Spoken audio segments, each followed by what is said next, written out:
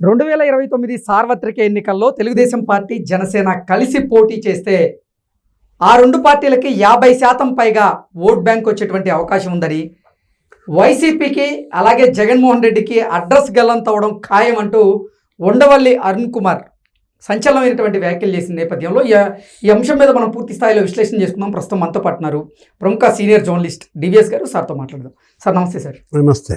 2029 సార్వత్రిక ఎన్నికల్లో తెలుగుదేశం పార్టీ జనసేన కలిసి పోటీ చేస్తే జగన్మోహన్ రెడ్డి అడ్రస్ గల్లంతవడం ఖాయం అంటూ ఉండవల్లి అరుణ్ కుమార్ చెప్తూ ఉన్నారు. తెలుగుదేశం పార్టీకి జనసేనకి 50% పైగా ఓట్ బ్యాంక్ వచ్చేటువంటి అవకాశం ఉంది. 150 నుంచి 160 స్థానాలు రావడం ఖాయం అంటూ ఉండవల్లి అరుణ్ కుమార్ వ్యాఖ్యానించారు. ఏంటి సార్ ఆయన వ్యాఖ్యలను ఎలా చూడాలి? ఉండవల్లి అరుణ్ కుమార్ మేధావి అంటే సూడో మేధావా అనేది పక్కన పెట్టు. సరే, ఆయన ఏంటంటే ఇవాళ ప్రజల దృష్టిలో ఆయన ప్రతి ఒక్క అంశంలో కూడా విశ్లేషించటం, లేకపోతే ఆయన కామెంట్స్ చెప్పటం, ఆయనే రాజమండ్రిలో ఒక ప్రెస్ క్లబ్ లాగా అప్పుడప్పుడు నెలకోసారి ఇష్టాగోష్ఠి పెడుతుంటాడు, తన యొక్క అభిప్రాయాల్ని తెలియజేస్తుంటాడు, ఏదో రకంగా వార్తల్లో ఉంటుంటాడు. ఆయన ఏంటి రాజకీయ సన్యాసం.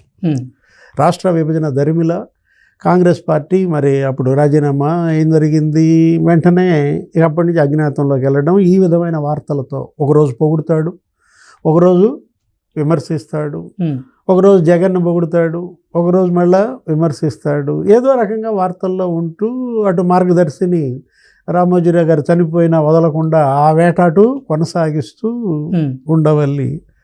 ఆయనేంటి ఒక 10 ఏళ్ళు పార్లమెంటు సభ్యుడు. కానీ ఒకటి, రాష్ట్ర విభజనలో ఆంధ్రప్రదేశ్కి జరిగిన అన్యాయం పైన ఆయన పోరాటాన్ని హర్షించాలి, ఆమోదించాలి. ఏది ఆంధ్రప్రదేశ్కి అన్యాయం జరగడం పైన. అవును, జగన్మోహన్ రెడ్డికి ప్రత్యేకించి రాజశేఖర రెడ్డి కుటుంబానికి అతను వీర విధేయుడు. అవును, అందులో నో డౌట్ ఎట్ ఆల్. ఏది ఎందుకంటే మరి అతన్ని గుర్తించింది రాజశేఖర రెడ్డి, అతన్ని మరి ప్రోత్సహించింది రాజశేఖర రెడ్డి. 2 సార్లు ఎంపీగా గెలిపించడంలో కూడా అతనిదే ప్రధాన పాత్ర. కాబట్టి ఉండవల్లి వైఎస్ కుటుంబానికి విధేయంగా ఉండటాన్ని మనం కూడా ప్రశ్నించకూడదు. అవును, అది కృతజ్ఞతాపూర్వక ధన్యవాద బంధం. ఓకే. కాకపోతే ఈరోజు అన్న మాటలేంటి, జగన్మోహన్ రెడ్డికి సమీప భవిష్యత్తు లేదు అంటే వైఎస్ఆర్సీపీ రాజకీయ మనుగడే ప్రశ్నార్థకంగా మారబోతుంది అన్నట్లుగా ఆయన వ్యాఖ్యానించడం ఎలా చూడాలి సార్ దీన్ని? అది ఆయన చెప్పేదే ఉంది. రోడ్ సైడర్ దగ్గరికి వెళ్ళి నువ్వు మైక్ పెట్టినా చెప్తారు.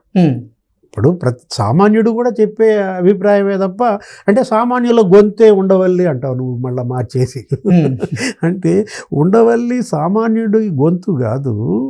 అతనేంటి, ఇవాళ జనసేన తెలుగుదేశం బీజేపీ పొత్తే గనక కంటిన్యూ అయితే రాబోయే ఎన్నికల్లో కూడా కంటెస్ట్ చేస్తే 50% కన్నా ఎక్కువ ఓట్లు వాళ్ళకి ఖాయంగా వస్తాయి. 50% కన్నా ఎక్కువ ఓట్లు వాళ్ళకి వచ్చాయంటే మరి వాళ్ళ సీట్లు 145, 155 ఉంటాయి. జగన్మోహన్ రెడ్డికి అప్పుడు ప్రధాన ప్రతిపక్ష హోదా వచ్చే అవకాశం లేదు. ఏ ప్రధాన ప్రతిపక్ష హోదా లేదని అసెంబ్లీకి ఇతను గైర్హాజరయ్యాడో ఇది అసలుకి జన్మలో రాదు. అంటే జగన్మోహన్ రెడ్డి వాళ్ళ అతని స్టాండ్. సరే, ఇప్పుడు ఉండవల్లి అరుణ్ కుమార్ వ్యాఖ్యలు జగన్మోహన్ రెడ్డిని అసెంబ్లీకి పంపించడానికి ప్రయత్నం చేస్తున్నాడా, లేదంటే హెచ్చరించేటువంటి ప్రయత్నం చేస్తున్నాడా, ఉన్న వాస్తవాలను ఆయన బయటపెట్టేటువంటి ప్రయత్నం చేస్తున్నాడా అంటే ఏం చెప్పాలి సార్? ఇక్కడ 2-3 కోణాల్లో నువ్వు చూడాలి. ఒకటి, ఉండవల్లి అంతరంగం. 2, జనానికి అర్థమైంది. ఓకే. ఉండవల్లి అంతరంగం నువ్వు ఆవిష్కరించావు. ఇది జగన్మోహన్ రెడ్డిని ఎట్లా అయినా సరే అసెంబ్లీకి పంపాలని గతంలో కూడా మాట్లాడాడు.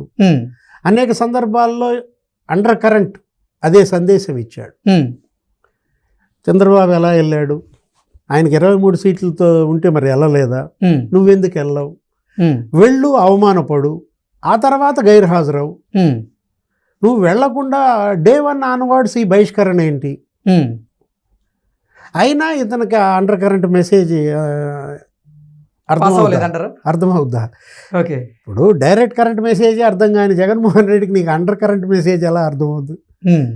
అంటే అది కరెక్టే, అతను వెళ్ళాలి, పోరాడాలి, పార్టీని నిలబెట్టుకోవాలన్న ఆ వైఎస్ అతని భావజాలం ఉండవల్లే చెప్తున్నాడు. ఎందుకంటే ఉండవల్లి లోపల వైఎస్ ఉంటాడు. ఓకే. అది వైఎస్ మాటగా మనం చూడాలి. ఓకే. కానీ ఇప్పుడు జగన్మోహన్ రెడ్డి ఏంటి, అసలు ఎవరి మాట వినే పరిస్థితి లేదు. ఎవరి మాట విననాడే జగన్మోహన్ రెడ్డి కదా. ఇప్పుడు మనం చూసాం జగన్మోహన్ రెడ్డి ఇప్పుడు ఒకటి నీ అంతరంగం నేను ఆవిష్కరించా, ఇంకోటి ఏదో చెప్పాక ఎవరిది జనం ఏమనుకుంటున్నారు, జనానికి ఏం అర్థమైంది ఉండవల్లి మాట ఒకటే అర్థమైంది. ఇక జగన్మోహన్ రెడ్డిని నమ్ముకోవడం వేస్ట్, ఈ జెండా ఇక నిలబడేది కాదు. 2029 ఎన్నికల్లో కూడా అతను గెలవకపోతే 10 ఏళ్ల పాటు ఇంకా ఆయనతో ప్రయాణం ఏం చేయగలం, ఇప్పటికే లేరు. ఇది జనానికి అర్థమైంది. అసలు నాయకులకి కేడర్కి ఏమర్థమైంది, మరి నాయన మీ దారి మీరు చూసుకోండి బాబు, ఇప్పటికి వెళ్ళినాళ్ళు బాగుపడ్డారు, మీరు ఉండి అతనితో పాటు ఎందుకని నష్టపోతారు, అతను ఒక నష్టజాతకుడు కాబట్టి మీరు అతను వదిలేయండి అని వాళ్ళకి అర్థమైంది. ఓకే. ఉండవల్లి ఇవాళ ఇచ్చినటువంటి ఈ మెసేజ్ యొక్క సారాంశం మనం చూస్తే, జనసేన ఇంకో 15 ఏళ్ళు మా బంధం ఉంటుందని పవన్ కళ్యాణ్ పదే అనేక సార్లు చెప్పాడు. ఇంకో 10 ఏళ్ళు ఈయనే ముఖ్యమంత్రి అని చెప్పాడు. అవును. జగన్మోహన్ రెడ్డి చేసిన నష్టం భర్తీ అవ్వాలంటే రాష్ట్రం 30 ఏళ్ళు వెనక్కిపోయింది. దార్శనికుడు, మరి విజనరీ లీడర్.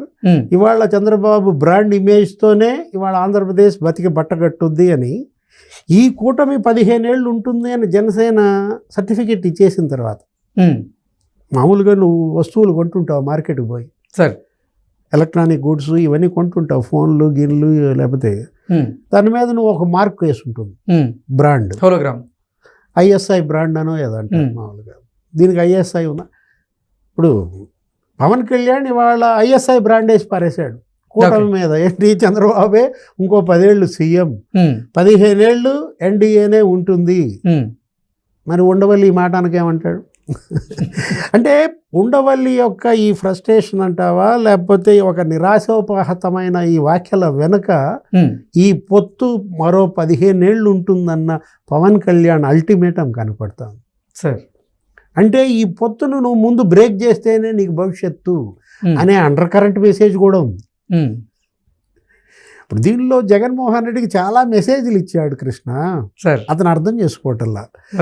ఒరే మగడా, నువ్వు బతికి బట్టగట్టాలంటే, నీ పార్టీ నిలబడాలంటే ముందు ఈ పొత్తు బ్రేక్ చేయి అంటే, జగన్ ఈ మెసేజ్ అర్థం చేసుకుంటే ఈ పార్టీకి ఏం చేసేవాడు, సోషల్ మీడియా సైకోలు అంతా బయలుదేరేవాళ్ళు, ఏదో ఒక తగాదా పెట్టడం.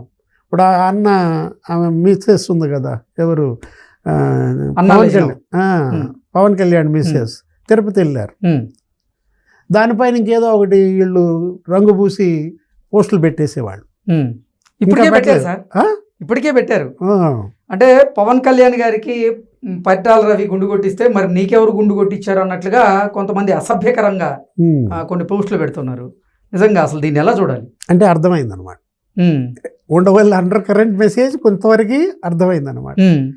పవన్ కళ్యాణ్ కొడుకు మార్క్ శంకర్ అక్కడ చావు బతుకి నీకు వెంట్రుక వాసుల అగ్ని ప్రమాదం నుంచి బయటపడి సింగపూర్ ఆ ప్రమాదంలో అతన్ని ఫోటో పెట్టి మార్ఫింగ్ చేసి పిచ్చి పిచ్చి మాటలు పెట్టారు.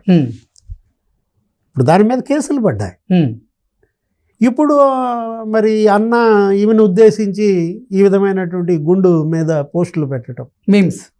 ఇవాళ ఆ భగవంతుడి యొక్క గొప్పదనం, ఏడుకొండల వాడే నా బిడ్డని బతికించాడన్న ఒక నమ్మకం, విశ్వాసంతో ఇవాళ తను వచ్చారు.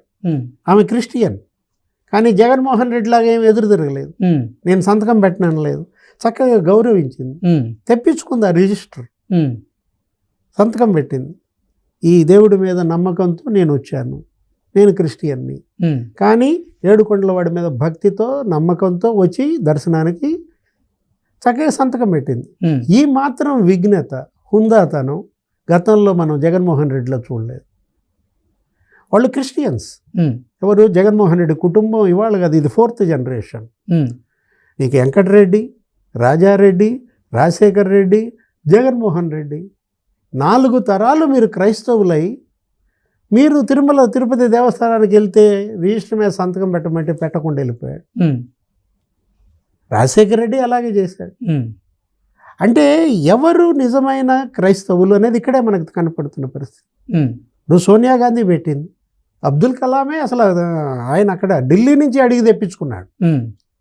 ఏమున్నాయి అక్కడ నియమాలు నిబంధనలు, వచ్చి సంతకం పెట్టేసి ఆ ఫారం మరి ఆయన దర్శనం చేసుకున్నారు.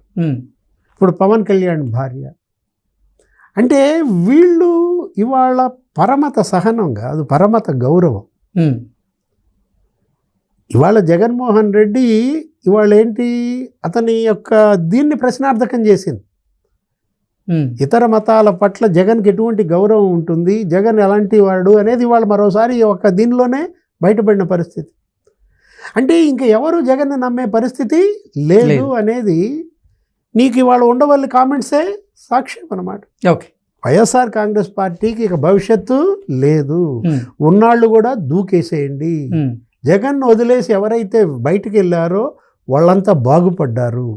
బాలసోరి ఎంపీ అయ్యాడు, కృష్ణదేవరాయలు ఎంపీ అయ్యాడు, వేమిరెడ్డి ప్రభాకర్ రెడ్డి ఎంపీ అయ్యాడు, కోటగిరి చంద్రశేఖర్ రెడ్డి ఎమ్మెల్యే అయ్యాడు, ఆనం రామనారాయణ రెడ్డి ఎమ్మెల్యే కావడమే కాదు మంత్రి అయ్యాడు, ఆదిమూలం ఎమ్మెల్యే అయ్యాడు, జయరాం కుమ్మనూరు జయరాం ఎమ్మెల్యే అయ్యాడు. అంటే జగన్ వదిలేసిన వాళ్ళంతా గెలిచారు, ప్రజాదరణ పొందారు. జగన్తో ఉన్నాళ్ళు భవిష్యత్తు లేదు అని ఇవాళ ఉండవల్లి చెప్పిన మాటలు క్యాడర్కి అర్థమైంది, లీడర్స్కి అర్థమైంది. ఇక వాళ్ళు కూడా jump. Okay okay sir, thank you so much.